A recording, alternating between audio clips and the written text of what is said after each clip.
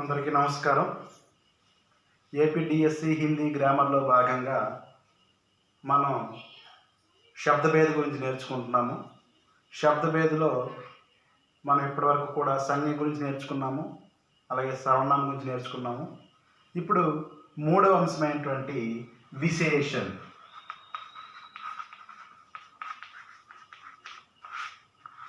ఇది కూడా easy topic. विशेषण विशेषण माने क्या है? संज्ञा सर्वनाम की विशेषता बताने वाले शब्द. ఎప్పుడు కూడా మనం పార్ట్స్ ఆఫ్ స్పీచ్ శబ్దభేద నేర్చుకునేటప్పుడు ఈ ఆర్డర్ నేర్చుకోవాలి. సంజ్ఞ, సర్వనామం నేర్చుకున్న తర్వాత విశేషణం నేర్చుకోవాలి. ఎందుకంటే విశేషణం అంటే అర్థం ఏంటంటే నామవాచకము లేదా సర్వనామం యొక్క गुणाన్ని చెప్పేదాన్ని ఏమంటారండి? विशेषण अंटार. संज्ञा या सर्वनाम की गुण बताने वाले शब्द, उसके बारे में हमें ज़्यादा इन्फॉर्मेशन देता है. जो शब्द हमें ज़्यादा इन्फॉर्मेशन देता है उन शब्दों को क्या कहते हैं? विशेषण कहते हैं. किसके बारे में ज़्यादा इन्फॉर्मेशन देते हैं? संज्ञा या सर्वनाम के बारे में. अच्छा, राम अच्छा लड़का है. सीता सुंदर लड़की है. अच्छा, सुंदर, लंबा, नाटा. ठीक है, ये सभी चीज़ें क्या है जो विशेषता बताते हैं, उनको क्या कहते हैं? विशेषण कहते हैं. किसकी विशेषता बताते हैं? संज्ञा या सर्वनाम की विशेषता बताते हैं. अभी ये विशेषण भी 4 प्रकार के हैं. कितने प्रकार के हैं? संज्ञा की तरह और सर्वनाम की तरह विशेषण भी मुख्य रूप से 4 प्रकार के हैं. पहला वाला गुणवाचक विशेषण. क्या है? गुणवाचक माने विशेषण माने मैंने क्या बताया? विशेषण माने संज्ञा या सर्वनाम की गुण बताने वाले शब्द को विशेषण कहते हैं. అంటే నామవాచకము లేదా సర్వనామం యొక్క గుణాలను చెప్పే వాటి గురించి ఎక్స్ట్రా ఇన్ఫర్మేషన్ చెప్పేదాన్ని విశేషణం అంటాం. సో అందులో మొదటి భాగం ఏంటంటే మొదటి రకం ఏంటంటే గుణవాచక విశేషణము. అంటే రంగులు అవ్వచ్చు, రూపం అవ్వచ్చు, ఆకారం అవ్వచ్చు, స్థితులు అవ్వచ్చు, దశలు అవ్వచ్చు, ఏవైనా సరే చెప్పినటువంటి దాన్ని ఏమంటామంటే గుణవాచక విశేషణం అంటాం. అందులో ఏముంటాయి చెప్పండి? గుణవాచకలో రంగు ఉంటుంది, రూప్ ఉంటుంది, ఆకారం ఉంటుంది, దశ ఉంటుంది, ఏవైనా సరే. గోరా, గోరా అంటే తెల్లని, కాల అంటే నల్లని, అలాగే లంబా, నాట, చౌడ, ఇలాగా గోళాకార్, వృత్తాకార్, ఇవన్నీ కూడా ఏంటి చెప్పండి? ఆకారం అవ్వచ్చు, రంగు అవ్వచ్చు, రూపం అవ్వచ్చు, స్థితి అవ్వచ్చు, దశ అవ్వచ్చు. ఇవన్నిటి గురించి చెప్పేదాన్ని ఏమంటామంటే గుణవాచక విశేషణము. మళ్ళీ మీకు విశేషం అంటే ఏడు గుర్తుకు రావాలి చెప్పండి? క్రియ గురించి చెప్పకూడదు, నామవాచకం గురించి చెప్పిందని విశేషణం అంటాం. సో ఈ దశలు, ఈ ఆకారాలు, ఈ రూపాలు ఇవన్నీ దేని గురించి చెప్పాలి?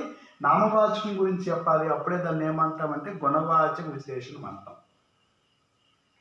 ఇక రెండవది వచ్చేసరికల్లా సంఖ్యావాచక విశేషం. ఇదే కొంచెం మనకు కన్ఫ్యూజింగ్ చేస్తుంది.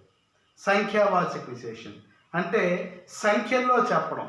గుణం అంటే మేషాలు, విశేషణం అంటే గుణాన్ని చెప్పేదాన్ని అని అంటారు. గుణం అనేది ఏంటంటే రంగు, రూపాలు ఇవే కాకుండా సంఖ్యల్లో కూడా చెప్పేవి. అతనికి 3 కొడుకులు, అక్కడ 3 అనేది ఏమవుతుంది చెప్పండి? అది విశేషణమే. దానిని ఏమంటాం చెప్పండి? సంఖ్యావాచక విశేషం. ఏమంటాము? సంఖ్యావాచక అంటే నామవాచకం ముందు పెట్టాము విశేషణం అని గుర్తుంచుకోండి. ఏ విధంగా ఉంది? నామవాచకం ముందు సంఖ్య రూపంలో ఉంది కాబట్టి ఆ సంఖ్యను కూడా మనం ఏంటంటే అంకెను కూడా దాన్ని కూడా నామవాచకం గురించి చెప్తుంది కాబట్టి దాన్ని కూడా ఏమన్నామంటే విశేషణం అన్నాం. సంఖ్యావాచక విశేషం.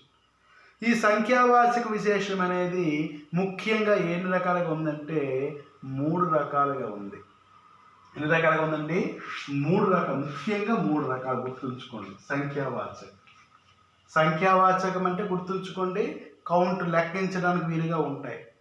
సో అవి ఏంటంటే నామవాచకాలు. నామవాచకాల గుణాన్ని చెప్తుంది. గుణం అంటే ఏ రూపంలో చెప్తుంది? సంఖ్యల రూపంలో చెప్తుంది. సో అందులో ఏంటంటే సంఖ్యావాచకం ముఖ్యంగా 3 రకాలు. ఒకటిది నిశ్చిత సంఖ్యావాచక్, రెండోది అనిశ్చిత సంఖ్యావాచక్, నిశ్చిత సంఖ్యావాచక్, అనిశ్చిత సంఖ్యావాచక్, మూడవది ప్రత్యేక బోధక్. మనం ఆల్రెడీ సర్వనామాల గురించి నేర్చుకునేటప్పుడు నిశ్చితం అనిశ్చితం గురించి మనం తెలుసుకున్నాం. నిశ్చితం అంటే పెర్ఫెక్షన్గా ఉండడం, అనిశ్చితం అంటే పెర్ఫెక్షన్ లేకపోవడం, క్లియర్గా తెలియకపోవడం.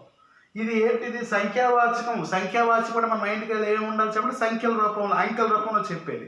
మరి అంకెలు 3 రకాలుగా ఉంటాయి.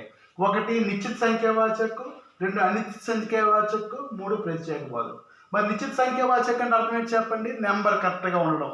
1, 2, 3, 2, 3, 4, 5 ఇలాంటి నెంబర్స్ పర్ఫెక్ట్గా ఉన్నట్లేదు, నెంబర్ క్లియర్గా మనకు తెలిసినట్టు దాన్ని ఏమంటాం చెప్పి నిశ్చిత సంఖ్యావాచక్ అని చెప్పేసి అంటాం. పెహలా, దూసరా, తీసరా ఇవన్నీ కూడా నిశ్చిత సంఖ్యావాచకాలే. మరి అనిశ్చిత సంఖ్యావాచకాలను అర్థం చెప్పండి. సంఖ్యావాచకం అనగానే మైండ్ లేట్ రావాలి చెప్పండి, లెక్కించడం గుర్తుకు రావాలి. అవి ఎలా లెక్కిస్తాం చెప్పండి. అనిశ్చిత కుచ్ పుస్తకేం, కొన్ని పుస్తకాలు, కుచ్ కలమేం, కొన్ని పెన్నులు. అంటే ఇక్కడ ఏమవుతుంది చెప్పండి, పెన్ను పుస్తకం లెక్కిస్తాం అంటే కౌంటబుల్స్ అవి, కానీ అవి ఎలా ఉన్నాయి చెప్పండి, అనిశ్చితంగా ఉన్నాయి. సో అలా ఉండే వాటిని ఏమంటామంటే అనిశ్చిత సంఖ్యావాచకం అని చెప్పేసి అంటారు. అనిశ్చితం అనగానే కోయి, కుచ్చు అవే వస్తాయి, మరి ఇంకేమి రావు. కానీ అవి ఏవా ఉండవాలి చెప్పండి, సంఖ్యావాచకం రావాలి. సంఖ్యావాచకం అంటే అర్థం ఏంటి చెప్పండి, లెక్కింపదగినవి. గుర్తుంచుకోండి. ఇక్కడ మూడవది ప్రత్యేక బోధక్. ప్రత్యేక బోధక్ అంటే ప్రతి అంశం గురించి చెప్పాలి. ప్రత్యేకంగా హారం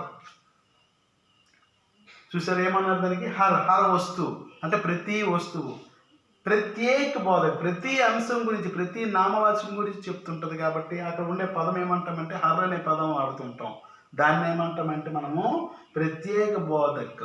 హర్ బాలక్ ఇది రానే చాహియే, ప్రతి పిల్లవాడు ఇక్కడికి రావాలి అంటే అర్థం చెప్పండి. అక్కడ ప్రతి అనేది ఏమవుతుంది చెప్పండి, విశేషణము. ఎందుకు విశేషమైంది, పిల్లవాడిన నామవాచకం ముందు ఉంచాం కాబట్టి, నామవాచకం గురించి ఎక్స్ట్రాగా ఇన్ఫర్మేషన్ ఇస్తుంది కాబట్టి దాన్ని విశేషం అన్నాము. అది ఏ రకమైన విశేషణం చెప్పండి, ప్రత్యేక బోధకము. అది దేనికి ఎందుకు వస్తుంది చెప్పండి, సంఖ్యావాచకం ఎందుకు వస్తుంది. ఎందుకు సంఖ్యావాచకం ఎందుకు వస్తుంది, బాలుడు అనేవాడిని మనం ఏం చేయొచ్చు చెప్పండి, లెక్కించగలము. సో లెక్కించేవన్నీ కూడా సంఖ్యావాచకాలు అవుతాయి. ఆ సంఖ్యావాచకాలు దీనికి 3 రకాలుగా ఉన్నాయి.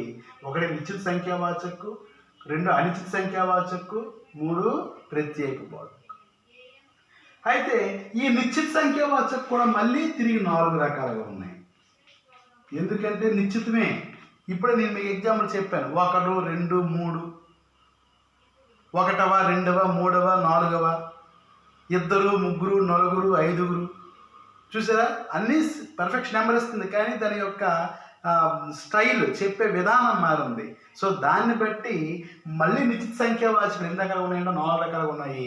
ఒకటి క్రమవాచక్, గణనావాచక్, 2 క్రమవాచక్, 3 ఆవృత్తివాచక్, 4 సముదాయవాచక్. ఏంటండి, మళ్ళీ నిశ్చిత సంఖ్యావాచకం. నిశ్చిత సంఖ్యావాచకం నెంబర్ పర్ఫెక్ట్గా ఉంటుంది, కానీ నిశ్చిత సంఖ్యావాచకాలు ఎలా ఉన్నాయి చెప్పండి, మళ్ళీ 4 రకాలుగా ఉన్నాయి. పర్ఫెక్ట్ నెంబరే కానీ మనం 4 రకాలుగా చెప్తున్నాం, మనకు తెలిసిందే. ఒకటి గణనావాచక్, 1, 2, 3, 4, 5 లెక్కించడానికి వీలుగుండే వాటిని గణన అంటారు. 2 కొడుకులు, 3 కొడుకులు చూసారా, 1, 2, 3 అంటున్నాం తెలుసు కదండి. అవన్నీ కూడా ఏమవుతాయంటే గణనావాచక్. మరి క్రమవాచక అర్థం చెప్పండి, 1వ, 2వ, 3వ, 4వ, పెహలా, దూసరా, తీసరా, చౌతా, పాంచవ అవన్నీ క్రమవాచకాలు. వాటిని ఏమంటాం, క్రమవాచకాలు. మరి ఆవృత్తి వాచకాలు అంటే అర్థం చెప్పండి. ఆవృత్తి వాచకాలు అంటే దుగుణ, తిగుణ, రెట్టింపు అనమాట. దుగుణ రెట్లు, 2 రెట్లు, 3 రెట్లు, 4 రెట్లు, 5 అంటే ఆవృత్తి అంటే బార్బార్ ఆన. ఆవృత్తికి అర్థం క్యా హై, బార్బార్ ఆన. బార్బార్ అంటే హెచ్చించడం, గుణించడం. సో దాన్ని ఆవృత్తి వాచకాలు అంటారు. 2 రెట్లు, 3 రెట్లు, 4 రెట్లు, 5 రెట్లు, చౌగుణ, తెవుగుణ, సౌగుణ అంటాం తెలుసు కదా అవి. ఇక నా సముదాయ వాచక్ అంటే కలిపేవి, దోనం, తీనం, చారం, పాంచం. చూసారు కదా, దోనం అంటే 2, 3, 4, 5, 6. సో అవి ఏమవుతాయి చెప్పండి, సముదాయం లాగా ఉంటాయి. కలిపే విధంగా ఉంటాయి. అందుకని చెప్పేసి గణనావాచకలో 1, 2, 3, 4 అనే పెర్ఫెక్ట్ నెంబర్ వస్తుంది. క్రమవాచకంలో 1, 2, 3, 4 అనే పెర్ఫెక్ట్ నెంబర్ వస్తుంది. ఆవృత్తి వాచకలో 2 రెట్లు, 3 రెట్లు, 4 రెట్లు, 5 రెట్లు పెర్ఫెక్ట్ నెంబర్ వస్తుంది. సముదాయ వాచక అంటే 2, 3, 4, 5 అనేది పెర్ఫెక్ట్ నెంబర్ వస్తుంది.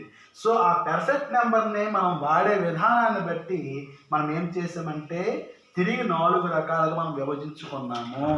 దానిని మనం ఏమంటామంటే నిశ్చిత సంఖ్యావాచకంలో తిరిగి 4 రకాలుగా మనకి ఉన్నాయి.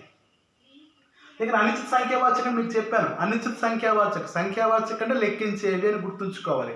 అవి ఏ విధంగా లెక్కిస్తాము? పెర్ఫెక్ట్ నెంబర్ ఉండదు, అనిశ్చితం అనమాట. కొన్ని పుస్తకాలు, కొన్ని బట్టలు, కొన్ని కుర్చీలు ఇక్కడ పడి ఉన్నాయి అంటాం. కొన్ని కొంత. సో అవి ఏమవ్వాలి చెప్పండి? లెక్కించడానికి వీలుగా ఉండే వాటివి. అలాగే పర్ఫెక్ట్ నెంబర్ మనకు తెలియనటువంటి దాన్ని ఏమంటామంటే అనిశ్చిత సంఖ్యావాచకం అని చెప్పేసి అంటాం. మరి ప్రత్యేక బోధక అంటే ప్రతి అంశం గురించి చెప్పేటప్పుడు మనం హర్ అని ప్రత్యేకించి కానీ ప్రత్యేక అని చెప్పించి కానీ ఉపయోగిస్తుంటాము. దాన్ని మనం ఏమంటామంటే ప్రత్యేక బోధకని చెప్పేసి మనము అంటూ ఉంటాం. ఓకే, మిగిలిన వాటి రెండింటి గురించి కూడా నెక్స్ట్ క్లాస్లో తెలుసుకుందాం. Thank you.